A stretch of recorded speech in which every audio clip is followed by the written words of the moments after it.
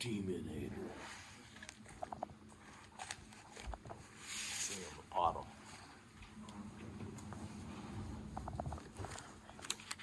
Whenever I do this. Wait.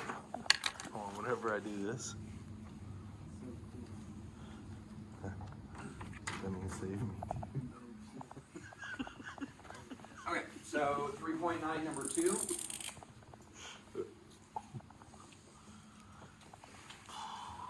So we have y equals square root of 2x plus 1,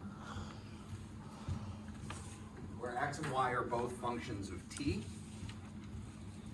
And we're told that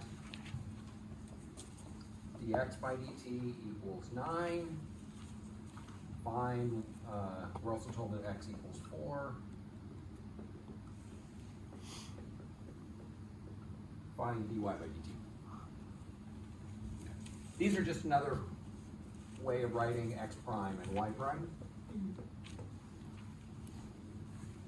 And it's just a notation that you have to get used to. We often do the prime because it's easier, but when we write it in this form, it's really makes it clear what's our independent variables always on the bottom, dependent variables always on the top. And so that way when we do implicit differentiation, we know which one picks up the x prime or the y prime, but the t's will not pick up anything there. Dependent is on the top? Dependent is on the top, and that's where the y prime, or in this case the x prime, is going to come from. Okay. So we want to find, so basically we're thinking of this as an implicit formula because neither one of these variables are independent variable. Independent is t. And so when we take the derivative, we're just going to get a prime for each one of these pieces. So what's the derivative of y?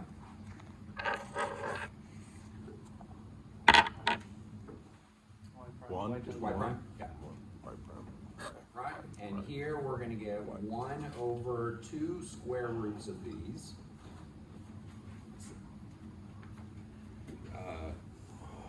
That's the formula for square root.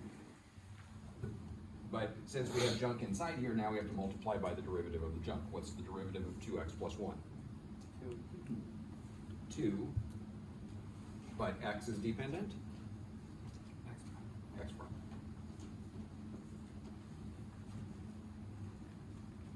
There's a multiplication one?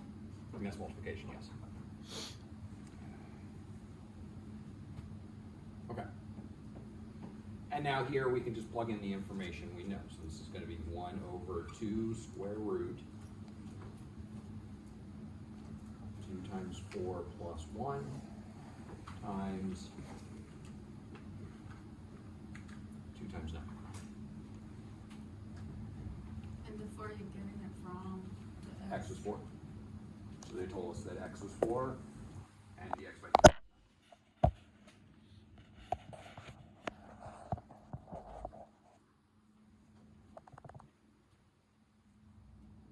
Okay, so this is going to be 18 over 2 square root 9, which comes out to 3.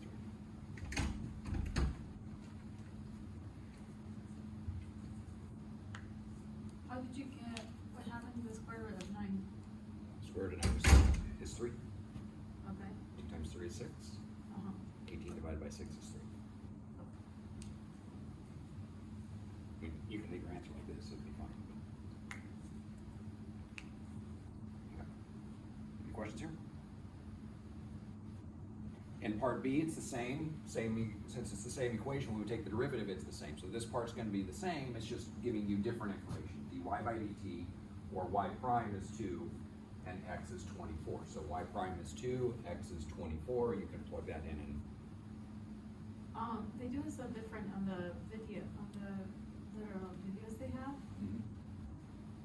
They don't even use the x prime. they use dx by dt probably. Yeah. Yeah. Okay. Any questions here? No questions. So actually, yes, there is a question. So you said, so then for the next one, it will be 2 times 2. Well, no. So we're told dy by dt, Yeah, so that's y prime. oh, okay. So y prime is 2. Can we do it, please?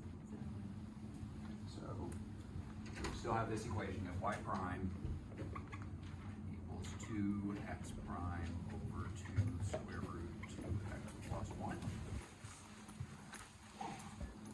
That's just this right here. Okay, And we're told that dy by dt equals 2 and x equals 24. That's the same as y prime. So we just plug this in. So this is 2 equals 2x prime over 2 square root 2 times 24 plus 1.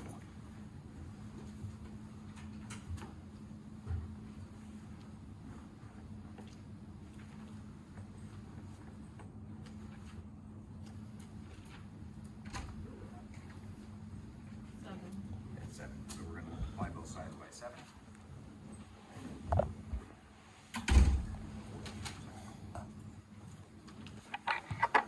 What happened to that side?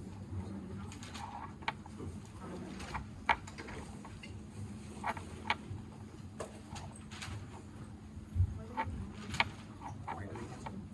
Because that's 7. It was 49-7. Yeah, but I feel like there's like a behind it. Like there's something. So you have it on top, same thing on top and bottom, you can cancel, as long as there's no addition going on. Oh, okay, okay. Just like Yeah. very close, right? Any questions there?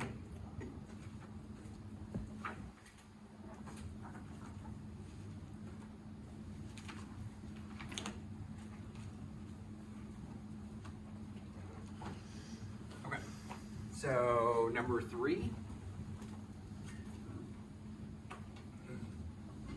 So a plane flying horizontally at an altitude of 1 mile and a speed of 420 miles per hour passes directly over a radar station.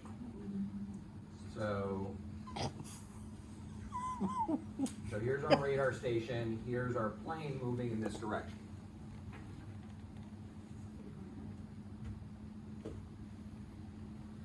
Okay. And so we want to know how fast is the distance between the radar station and the plane changing.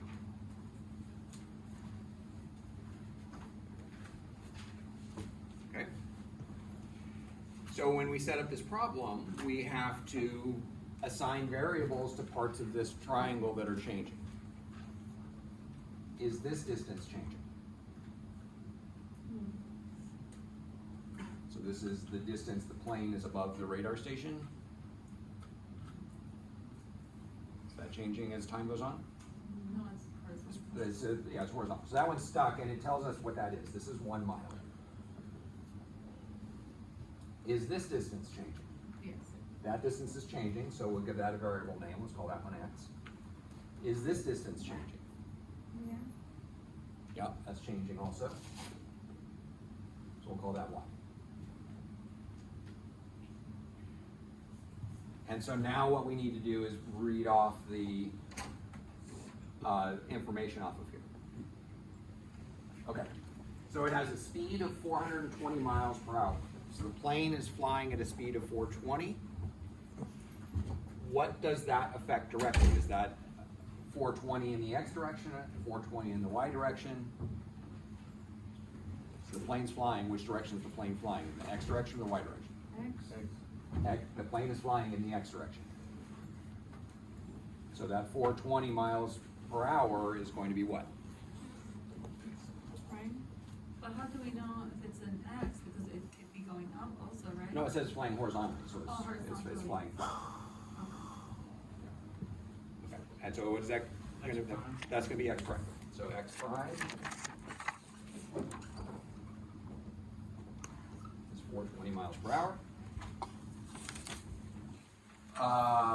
When the rate of the distance, we want to find the rate of the distance from the plane to the station is increasing when it has a total distance of 5 miles away from the station. So the plane is currently 5 miles away from the station. What is that measurement? Is that x or is that y? So the distance between the plane and the station, that's our y. So y equals 5. And then how are these related? What's our equation that we're gonna be working with? Is that the triangle, the A squared plus B squared equals. A A squared plus b squared equals c squared. So 1 squared plus x squared equals y squared. And the reason why that's the case is because triangle. Yeah, right triangle, yeah. It doesn't matter what triangle, right? It has to be 90 degrees. The only thing is it has to be 90 degrees. So the distance straight up is 1, the distance across is whatever x is. This is right. All of these in this section will be right triangles. So. In the real world, that's not always the case because the plane may not be flying horizontally. The plane may be gaining altitude or may be going down. So there's a more complicated formula that's similar to this that deals with if the angle's not 90 degrees. Okay, so, and this is 5 miles. Now we're ready to take the derivative here. So what's the derivative of this side? 1. Derivative of 1 is 0. 0. There's no variable here, so that one goes away. Derivative of x squared? 2x times x prime equals 2y times y prime. So far we haven't met with the 5 5 miles. miles? Yeah. Yeah. Yeah, we always want to take the derivative before we start plugging in values. Yeah. Why can we just find the side, that we're looking for instead of taking the derivative of the formula? Why are we taking the derivative right now before finding x? You can do it in either order. Oh, I tend to like to take the derivative first because sometimes you won't end up needing it. And so if you don't need it, so we are going to have to find x in this case because x is here. But if x didn't show up in here, then we wouldn't have to bother finding it. So, and sometimes that's the case. But in this case, we are going to have to find x. Was everybody okay with that? And now we start plugging in values, but we see that we need x, but we don't have x. So we can use this equation to figure out what the x is, and this is a fairly common thing to do. So how do we find that x? x equals square root of y squared minus 1. So 1 plus x squared equals y squared, and y is 5.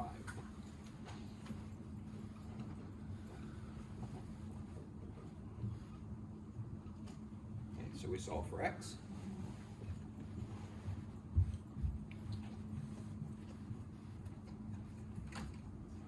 And so now we can start plugging things in. So this is 2 square root of 24. X prime is 420. Equals 2. Y is 5. And y prime is what we don't know. Oh, I didn't say what we need to find. Find y prime.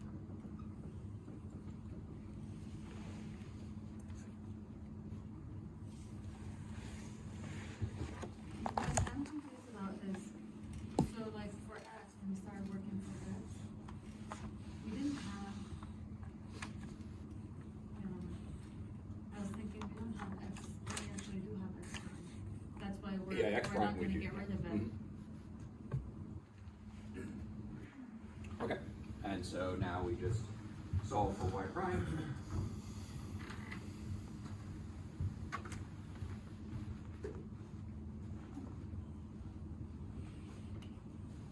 And so we get that y prime equals 2 square root of 24 times 420 over 10.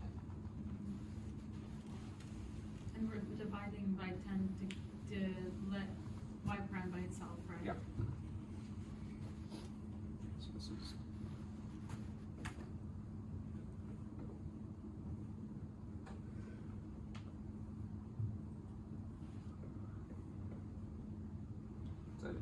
simplifying down to 84 squared, 24.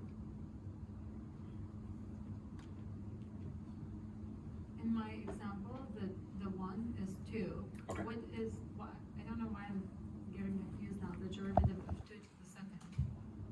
Derivative of 2 is still 0 because there's no x's in it. Okay, thank you. I know, overthinking it. Any questions here?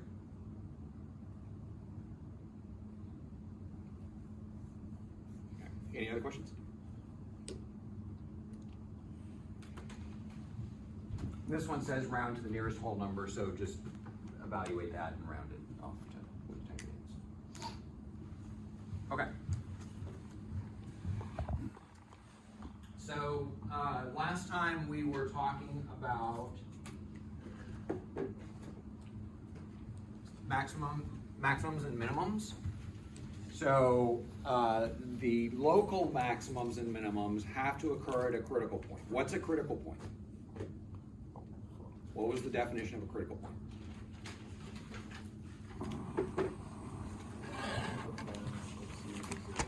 F prime of C equals 0 or does not exist. And so it's easy to forget that does not exist because most of our examples are going to be with polynomials where we never run into that problem. But sometimes when you have roots in your function, you do get some where it doesn't exist. So critical points are points where the derivative is 0 or doesn't exist. And they are called critical points for a reason because they are very, very important points on the graph that will allow us to get a good handle of what's going on with this function. And most importantly, what we later learned was that all maximums and minimums, local max and mins, have to occur at critical points.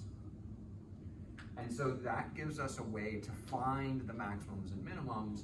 All we have to do is locate the critical points. So take the derivative, set it equal to 0. Also if the derivative has denominators in it, set the denominator equal to 0, and whatever solutions you get, those are going to be your critical points. Once you have those, then you know that all your local maxes and mins have to occur at those points. But then we found that absolute maximums and minimums have to occur either at local maxes and mins or at the endpoints. And so this narrows down the total possible places absolute max and mins can be, either somewhere where the derivative is 0 or doesn't exist, or the endpoints. And so if we find all of those, we know that we have found the absolute maximum and minimum. Does that make sense, everybody? Okay, so let's look at an example and see how this works.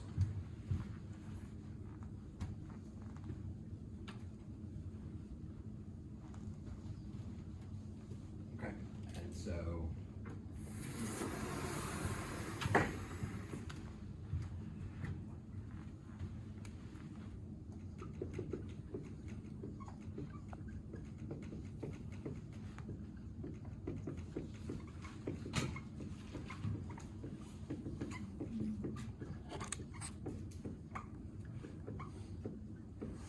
what we want to do is we want to find the absolute maximum or minimum on an interval.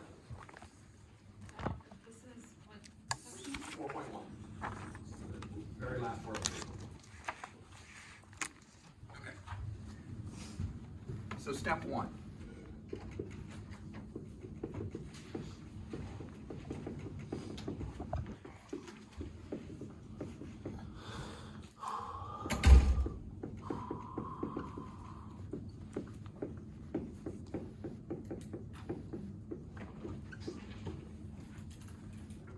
Step 1 is find the critical points. Take the derivative, set it equal to 0, and if you have a denominator in your derivative, set that equal to 0 as well. Okay.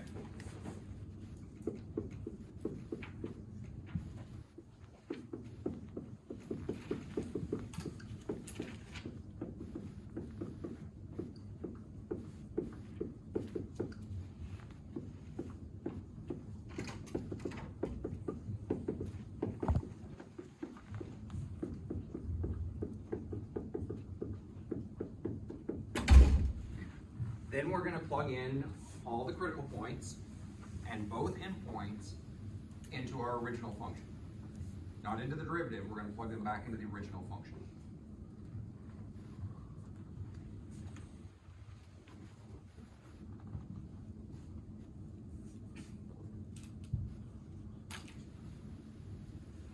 But what's gonna happen when we do that, those values have to include the absolute maximum and the absolute minimum.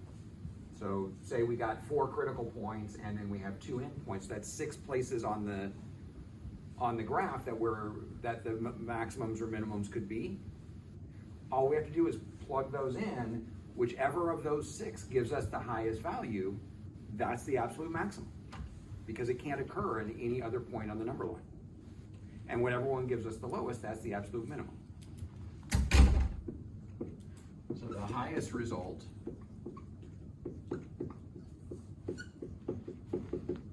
is absolute maximum.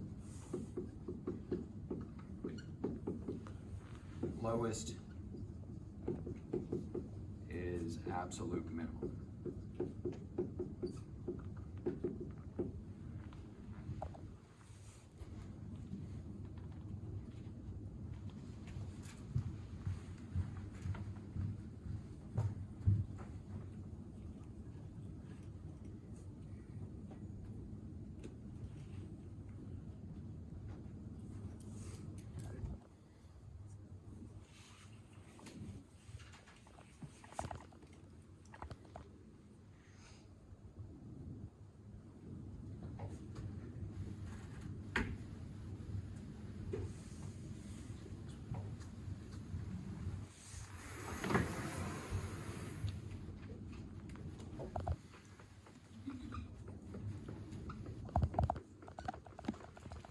So here's a function, and our interval is -1.5 to 4.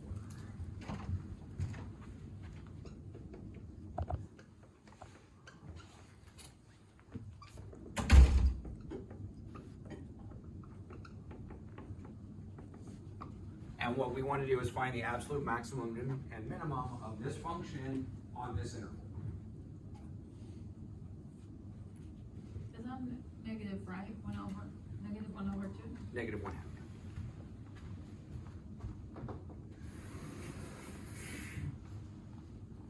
Okay. Any questions about what we're trying to do here? So what do we do?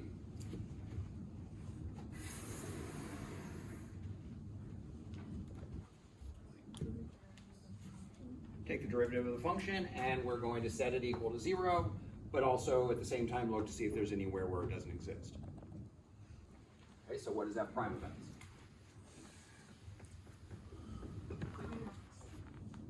A second. Minus 6x. Okay. Personally, I always like to look for does not exist first, because otherwise I forget about it. So let's look at that one first. Is there anywhere where this is not going to exist? Basically, what we're looking for here are any denominators in our function at this stage. And there are no denominators in this function. So we don't have to worry about does not exist. We only have to worry about what happens when we set it equal to 0. Okay, so we took the derivative, we set it equal to 0, now we need to solve for x. How do we go about doing that?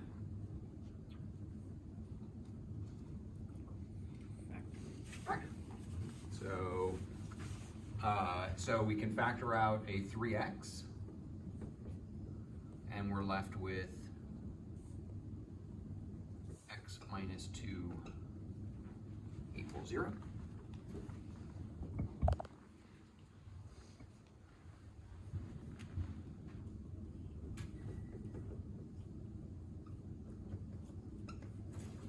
So we have 3x equals 0, and we have x minus 2 equals 0. And that's because it's factored out, right? Yep, once it's factored, then each one gets set to 0 by themselves.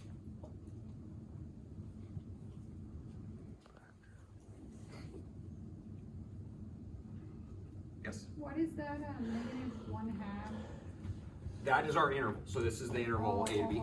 Those are gonna be our endpoints. Okay.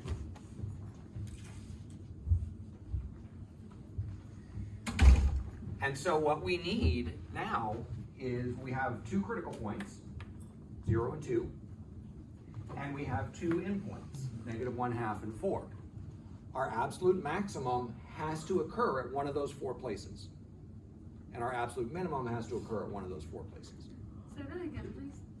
So we have two critical points, Yeah, and we have two endpoints. yeah. Our absolute maximum has to occur at one of those 4 places. And same with our absolute minimum. So now what are we gonna do with those? Plugging in. We're gonna plug them in, back into our original function. So we're gonna take these 4 points and plug them into that function. So we need f of 0, f of 2, f of -1/2, and f of 4. Can you label 1, 2, 3, please, with like, thank you. Okay. And so I'm gonna use the calculator for this, since I have a lot of numbers to plug into the same function. This works pretty well.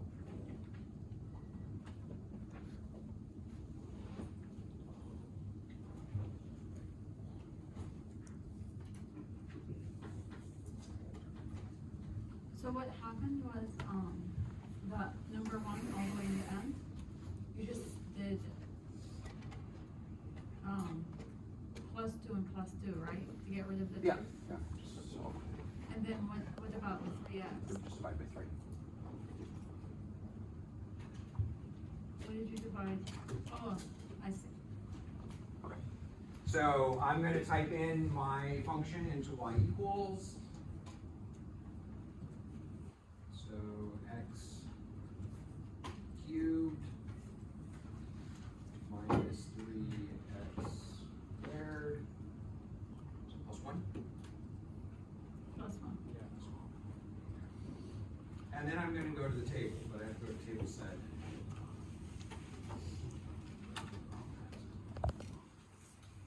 Now I'm just gonna go to the table.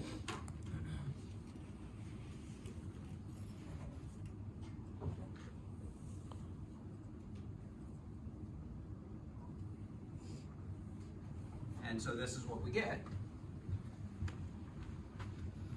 So this is 1. This one's -3. 0.125, and 17.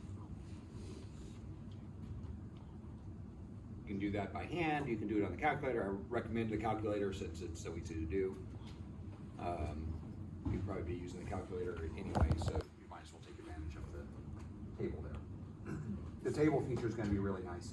Here, coming up in 4.3 is going to be really useful too. Okay. Any questions about this? How did you get to that again? So the table, so second. Bless you. But you first plugged, for y. First, we go to y equals and type in the equation. Okay. Then you go to second table and you just type in the values there.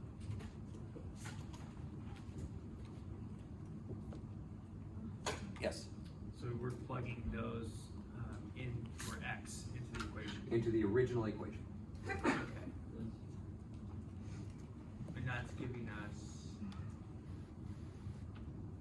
So this gives Y us, value? we've evaluated the function at those 4 points. We know that one of these has to be absolute maximum and one of these has to be absolute minimum. So that's what this whole thing was leading up to, was that all of this work is there, instead of having an infinite number of points on the number line that we would have to look for, now we only have to look at 4 points. And so what is our absolute max? 1. What number is the highest? What gave us the highest answer? 4. 4, so 17 is our absolute max when x was 4.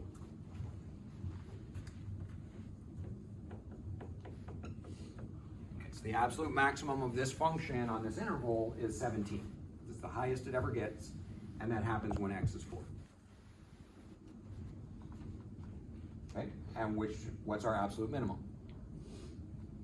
Negative three. Negative 3.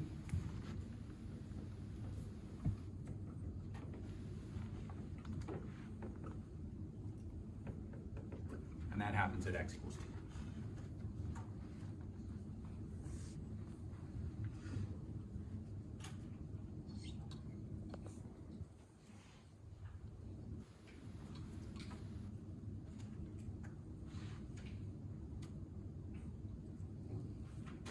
Okay.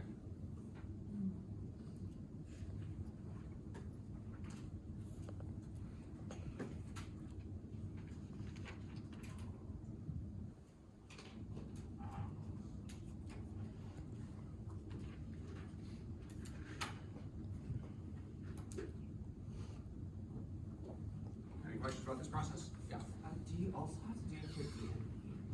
Do what? Oh, we have to check for it does not exist, but that's what we looked at. As soon as we took the derivative, I looked at that first. Because this has no denominators, we don't have to, we won't have any problem with does not exist. Oh, so when it only has like a denominator? If it has a denominator in it, Okay. then you have to look at that. Yes. So at the top, how did you find the endpoints? No, these were given to us. These were given, this equation and this were given to us as part of the problem. And they'll, all of them in this section will be that way. Sorry, let me ask again, but, so for the y1, it's the actual versional equation, but then, so do you just do like y2, y3, y4 for all of them? No, so y1, so now go to the table, hit second table, Okay. and now type in the x values that you want there. Oh, okay, so So zero, 0 to negative 1/2. Okay, thank you. Okay?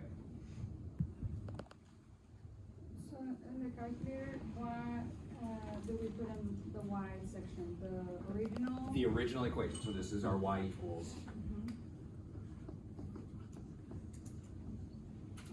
But not equal to 0, right? Not equal to 0, just the original function.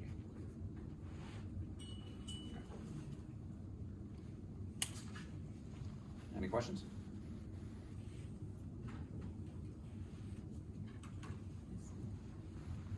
Okay. So let me give you one to do.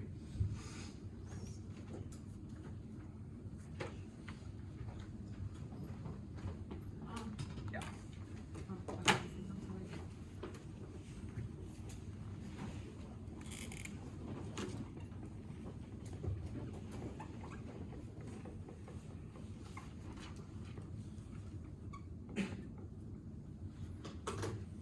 So after doing the number 2, all you have to do is just look at the numbers and see what the lowest, what the maximum and minimum is, and that's it. Yep. Okay. And so here's the function, here's our interval. Sometimes it'll be written like this, sometimes it'll be written like this. Just saying our endpoints are 0 and 4. So go ahead and do this. Take the derivative, set it equal to 0. Solve for the critical values. Plug in those critical values and 0 and 4, and take the highest and the lowest for your maximum.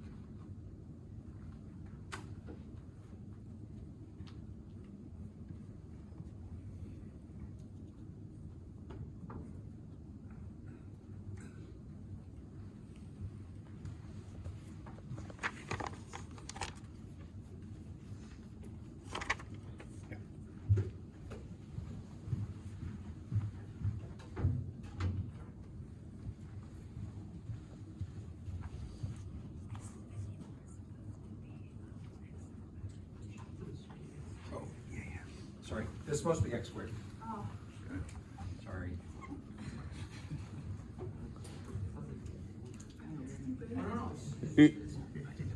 No, this was just x.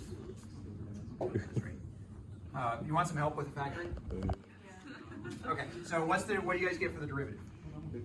0 or 5, 54 minus and then 54 3x. minus 54 minus 3x squared. to the 3x squared. Hmm? Okay. Set this equal to 0. Okay. Yeah. Since we only have two terms, anytime we only have two terms, the easiest way to do it is just get them on opposite sides. And once you do that, now we can just divide by 3 on both sides and take the square root. Because we don't have that, right? We only have one x. Right, there's only a single x, yeah, and that's actually an important thing. Two terms, but only a single x. So if there was an x on the 54, then that would not be the case. Then we want to do that factor, yeah. You have one term that has an x in it, another term doesn't have the x in it, just move them to opposite sides and divide or square root or whatever you need to do.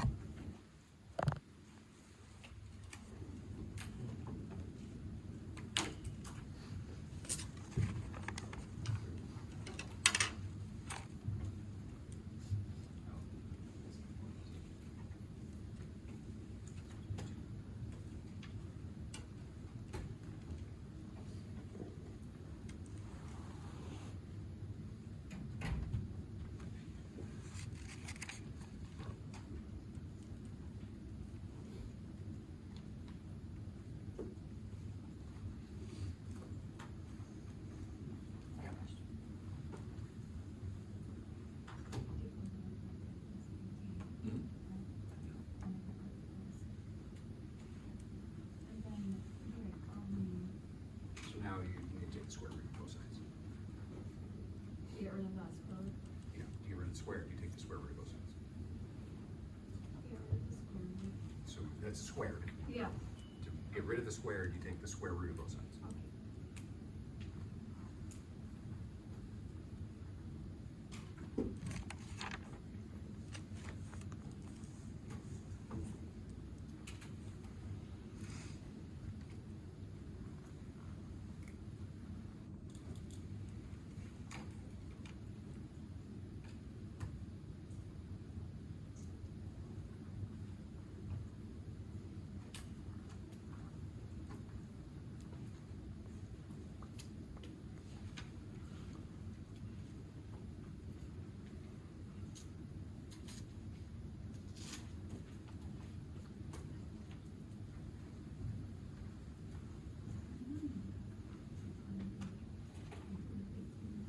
Square root, yeah, just the square root buttons right here. So a second.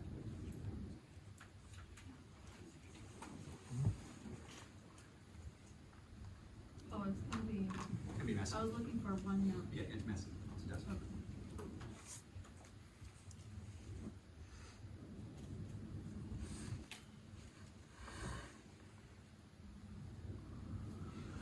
Great. That's And we great. can move the x to the other side. Yeah.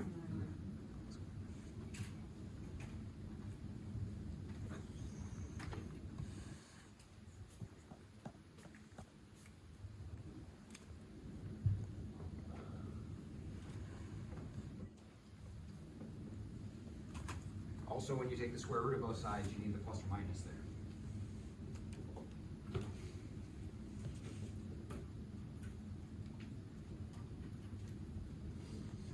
Why is that? Is it because it's less than or equal to? No, the Why? plus or minus, why is it plus or minus? Yeah, Because when we square it, when we square a number, whether it's positive or negative, it's gonna go away anyway, so anytime you take the square root of both sides, you always get plus or minus. Okay, so what values do we have to plug in? zero Square and root four. of 18, negative, well, negative square root of 18, Okay, so square root of 18, negative square root of 18, 0 and 1. 0 and 4.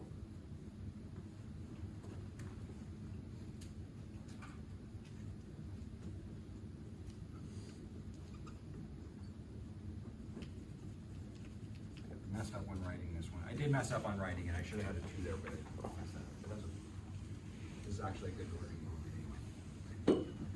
Okay. That's why you're saying the plus or minus? The plus or minus is because of the square root. So I'm just gonna go back to the calculator here. I'm gonna bring it up on the screen real quick. Do that out. So we're doing 5 plus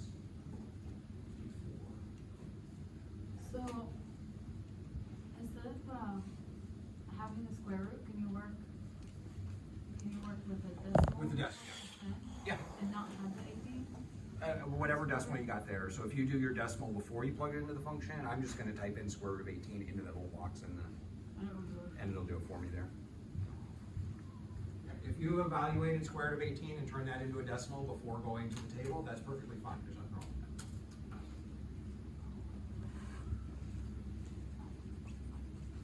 So we get 0, 4,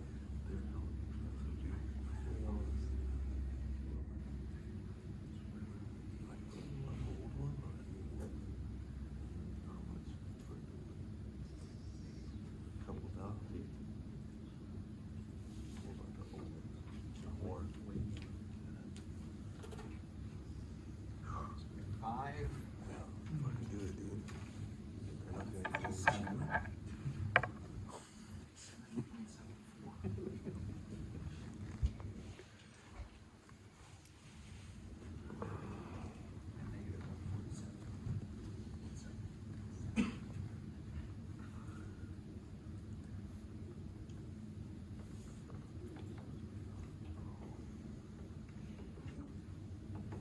Okay, so what's our absolute max?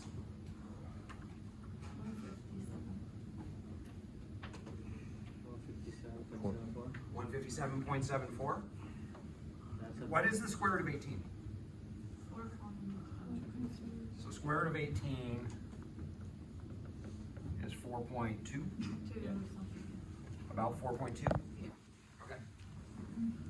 The answer here is not a maximum of 157.74. Yeah, wouldn't it be just the whole number? No, if it comes out to a decimal, it comes out to a decimal. It has nothing to do with the decimal. What's our interval? 0 to 4. Is square root of 18 between 0 and 4? No. So this is an extra thing that you have to be careful of. Our critical points don't always land in our interval. Oh, it's just outside. If it's outside the interval, and you have to pay attention to this.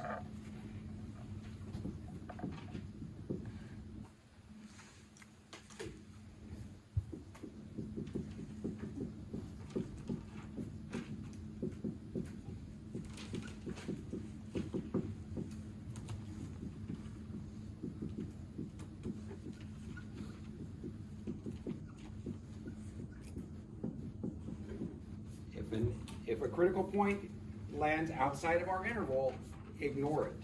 So for this one, since our interval is 0 to 4, those two don't count because they're not in our interval.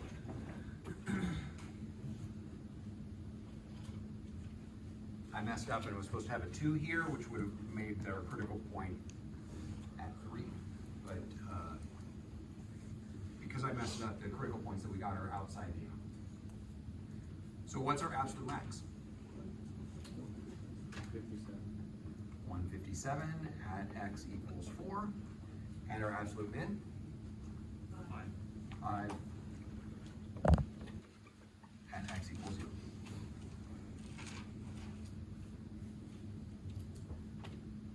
Is it a critical point when it's confirmed to be a critical point?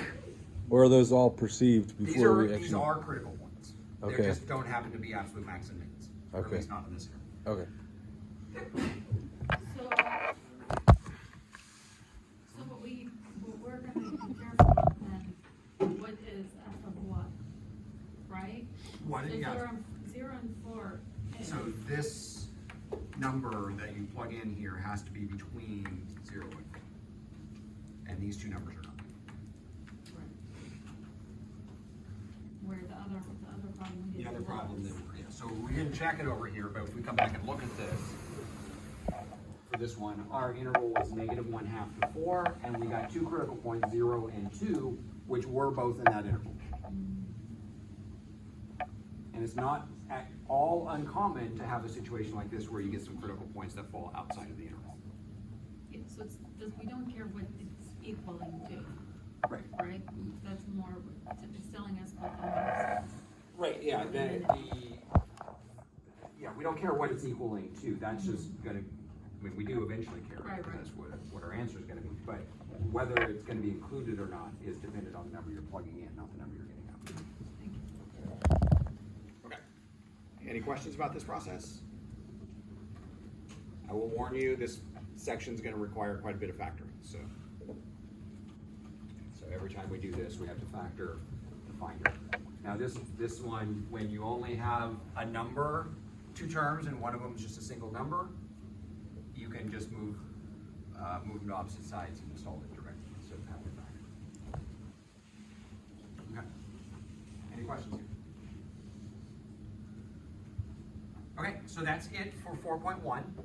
So we're gonna come back and we're gonna talk about 4.2 very briefly. I normally would spend a little bit more time on it, but we're a bit behind schedule and I wanna make sure I get the chapter 5 stuff in. Oh, yeah. And so 4.2 is not gonna have any homework assignment.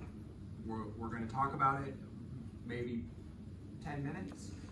It's what's called the mean value theorem, which is a really important theorem that we're gonna need later on in the semester and in Calc 2 and later math classes.